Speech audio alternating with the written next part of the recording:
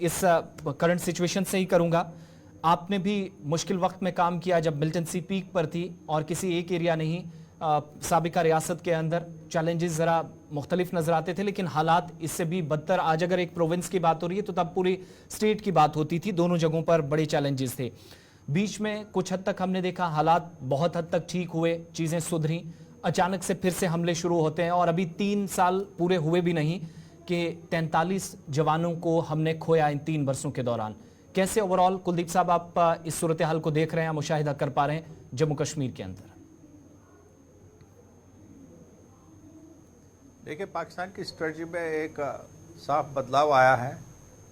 वो कश्मीर को छोड़ के जम्मू एरिया में फोकस कर रहे हैं और इंसिडेंट कर रहे हैं, चाहे वो आपने बताया रजौरी, पुंछ, रियासी, उधमपुर जी, कालाकोट, इन जगहों पे काफ़ी इंसिडेंट्स हुए हैं। और आपने जो सिक्योरिटी फोर्सेस का नुकसान हुआ उसका भी हवाला दिया, और ये नंबर जो है ये काफ़ी ज़्यादा है। इसलिए बड़ा ज़रूरी है कि हमने काउंटर मेजर्स कैसे लेने हैं उसको तफसीलन देखना है और इनको इम्प्लीमेंट भी फ़ौरन करना है। लेकिन पहले ये देखना है कि इसकी वजूहात क्या है। जी, वजूहात ये है कि पाकिस्तान की जो अपनी इकोनॉमिक प्रॉब्लम्स थी, पॉलिटिकल प्रॉब्लम्स थी, वो थोड़ी बहुत सेटल हो गई है। IMF ने कुछ एड दिया और पॉलिटिकल स्टेबिलिटी भी अब थोड़ी बहुत दिखाई दे रही है, और इसलिए उन्होंने कश्मीर का एजेंडा अब फिर ज़ोर शोर से शुरू कर दिया है। उसके लिए जो पाकिस्तान के एस्टैब्लिशमेंट और आर्मी और ISI मिलकर जो काम कर रहे हैं उसमें तेज़ी ला रहे हैं। वो तो पार की बात हुई। हमारी साइड से देखने वाली ये बात है कि अगर रजौरी, पुंछ और कठुआ में इंसिडेंट्स हो रहे हैं, एक बात बड़ी क्लियर है कि ये इन्फिल्ट्रेशन का ही नतीजा है। हम इसको डाइवर्ट नहीं कर सकते हैं। जी, कोई बार टेंडेंसी ये रहती है कि उसमें एक शक पैदा करते हैं कि पता नहीं कहाँ से आए, बॉर्डर से आए, कहीं इनर एरिया से आए। अल्टीमेटली तो जिस हिसाब से जो पैटर्न है इंसिडेंट्स का, उससे एक बात बिल्कुल जाहिर है, कोई भी प्रोफेशनल बता सकता है कि ये इन्फिल्ट्रेशन का नतीजा है।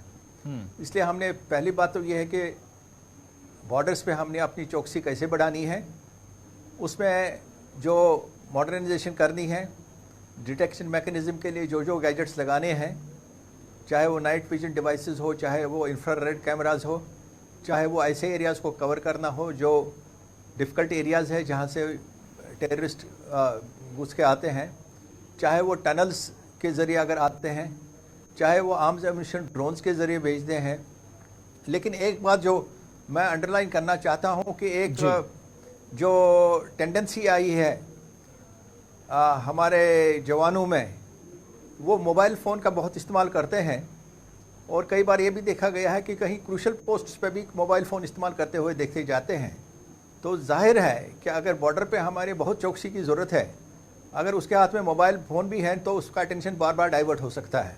जी, इसलिए हमने ये भी देखना है कि उनके हाथ में जो मोबाइल फ़ोन्स होते हैं, क्या वो रखना ज़रूरी है, क्योंकि कम्युनिकेशन के इक्विपमेंट तो बहुत सारे हैं फोर्सेस के पास। मोबाइल फ़ोन आने से पहले भी कम्युनिकेशन इक्विपमेंट जो था, वायरलेस इक्विपमेंट, वो काम देता है। तो हमने ये देखना है कि कहीं अपने जवानों की कभी कोई लापरवाही तो नहीं है जिसकी वजह से इन्फिल्ट्रेशन हो रही है। तो कुलदीप साहब, ओवरऑल मैं आपके तो पहले जवाब का निचोड़ ये इंटर- निकालूं कि पाकिस्तान ने हिकमत अमली तरतीब की और हमारी जो टैक्टिक्स थी उसके 100% मस्बत नताइज नहीं आए अभी तक?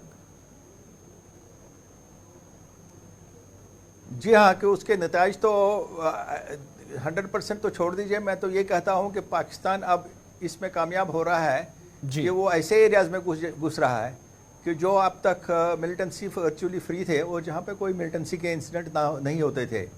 जब मिलिटेंसी पीक थी कश्मीर में 2000 में, 2001 में, तो जम्मू में इन एरियाज़ में, कठुआ एरियाज़ में ख़ास कोई इंसिडेंट नहीं होते थे। जी, तो ये हम नहीं कह सकते कि ये हमारी कोई ज़बरदस्त नेग्लिजेंस है, बल्कि इसमें यह है कि पाकिस्तान ने उन एरियाज़ में जाना शुरू कर दिया जहाँ पे वो पहले नहीं जाते थे, और जहाँ पे वो सरप्राइज एलिमेंट अपने पास रखते हैं। कि ये वाला इंसिडेंट जो हुआ जिसमें 5 आर्मी के जवान शहीद हुए हैं, इसमें भी एलिमेंट ऑफ सरप्राइज़ उन्होंने अपने पास रखा। एक ऐसी जगह को चुना जहाँ पे वो डिटेक्ट नहीं हो सकते, ऊंचाई की जगह पकड़ी, पहले ग्रेनेड फेंक और फिर फायरिंग की। नतीजे में एक तौर पे कि बस जो थी वो शिकार हो गई इसमें और वो रिटेलिएट उतना नहीं कर सके जितना वो एक्सपेक्टेड था।